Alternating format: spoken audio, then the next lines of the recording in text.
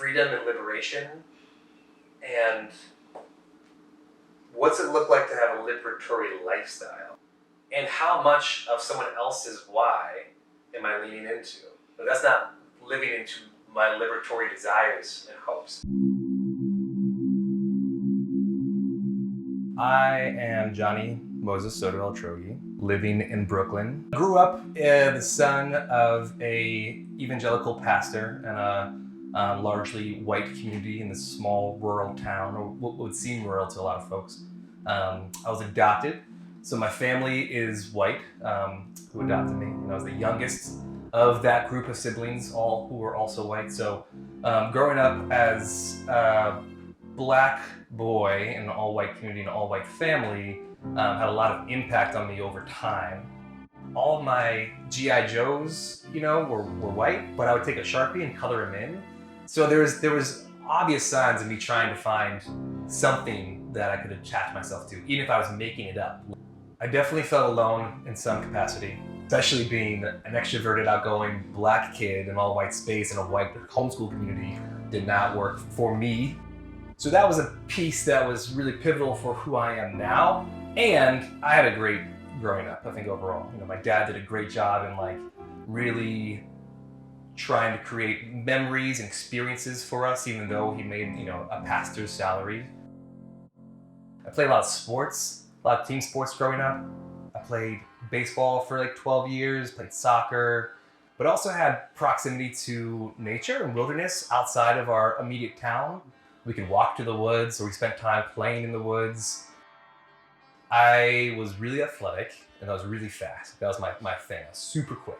We had this summer soccer league, and I was playing, and I was known for my speed. And a game this one day, and one of the older gentlemen in the soccer world of our hometown made a comment saying that the only way I could run faster if you put a whip behind me.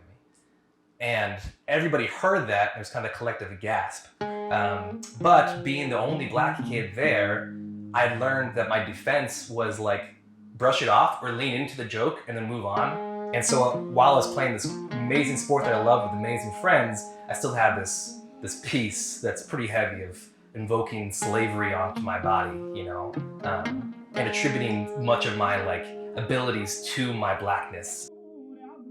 All these different things that came up over time kind of stacked into me realizing if I can't be a part of them, of this group of white kids, and really fit in, then what's it look like to lean into what they say I am? What I am is this black man that lives here in America. Black Americans feel like my lineage, whether they are part of my bloodline or not. The folks who toiled the land, the folks who migrated, the folks who did all of these things, who built this country, those feel like my ancestors, all of them do, and have so much to pull from, and so many other amazing black and BIPOC folks and their stories and histories that all build me up to then want to be as strong and this person as I can be.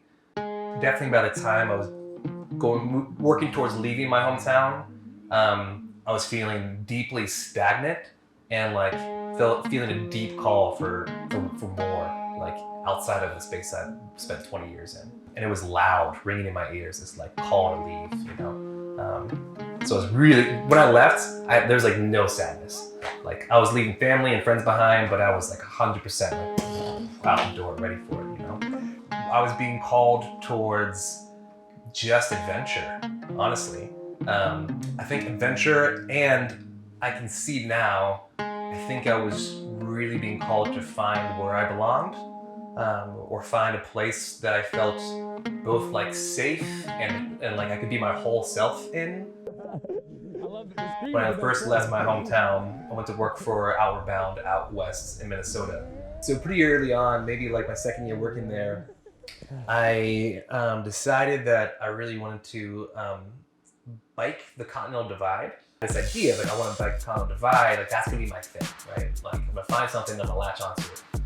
So I did that in 2019, and through doing that, I was trying to really get a social presence so folks could see that I was doing it. And a lot of my purpose was around adding representation and amplification for folks of color in the outdoor industry, because I think one of the large issues is a lack of like faces like mine being front and center in that industry, whether it's cycling or outdoors in general. I'm going to do 60 miles today. And yeah, we'll see if we get there. Just said goodbye to everybody.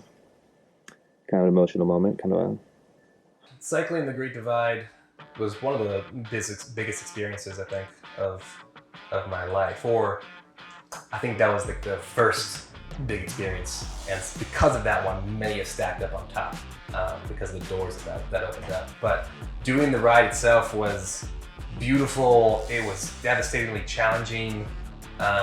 It was scary from time to time. There's this aspect of like pitting yourself against nature and the elements, but on trips like that, especially if you have the skill set already embedded to do it, it's really pitting yourself against yourself. You know, my biggest need in life is freedom. Like I need to have this aspect of freedom, or else I get bored and stagnant and depressed.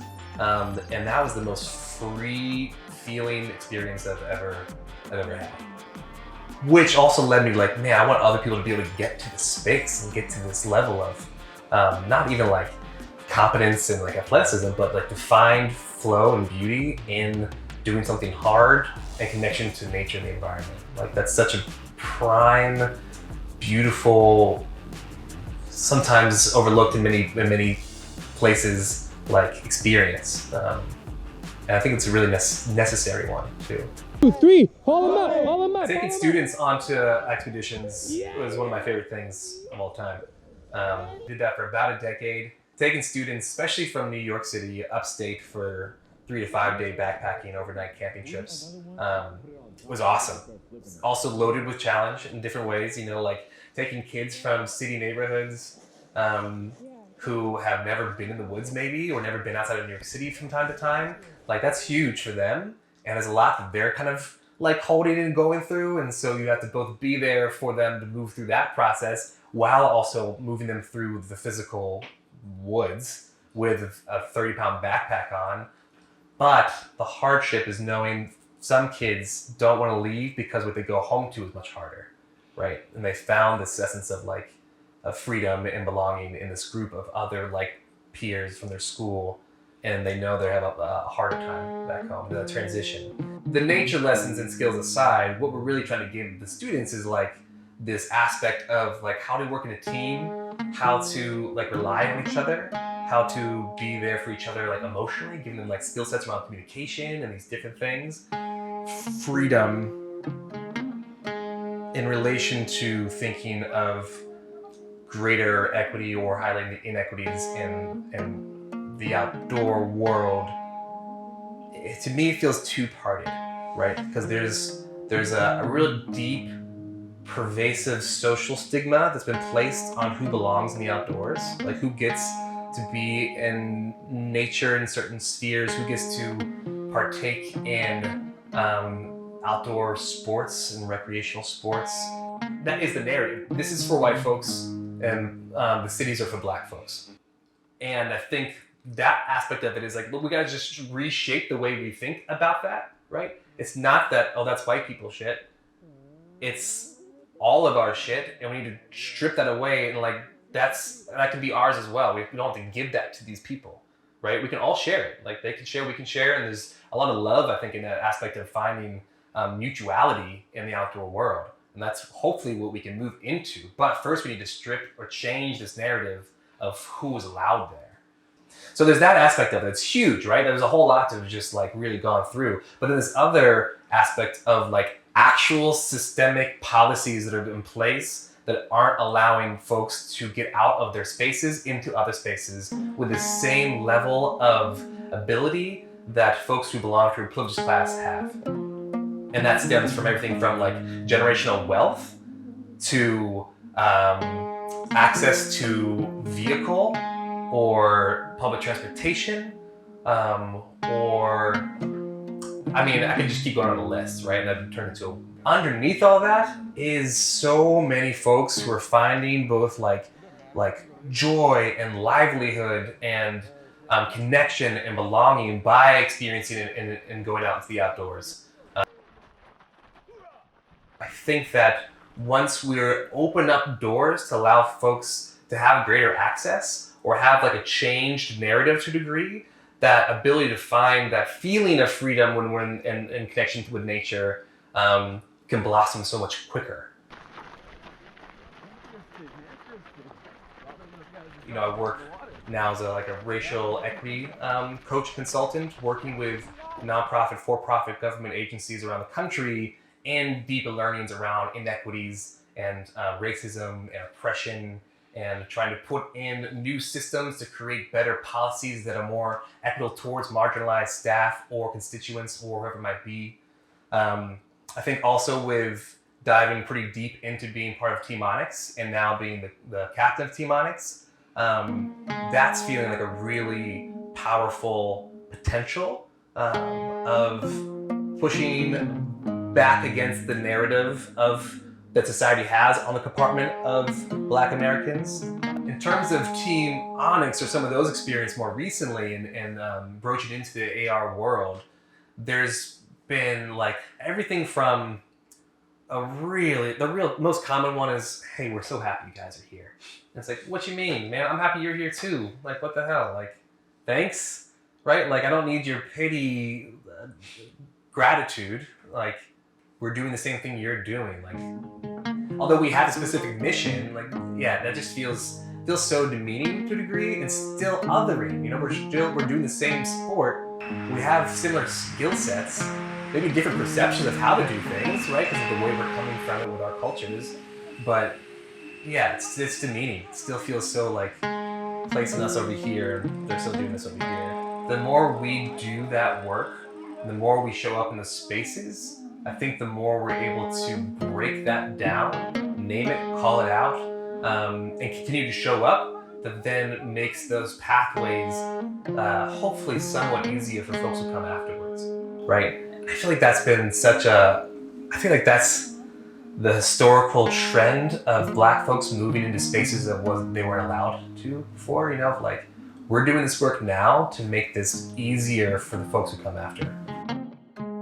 There was this concept my dad shared one time, I remember from the pulpit. He said something along the lines of like, if he saved one person his entire 35-year career, he thought he would still feel like a success. And that aspect of like, I can work so hard, if I can help one person or bring one person into this mission or help this person get to this place, then that feels successful to me, right?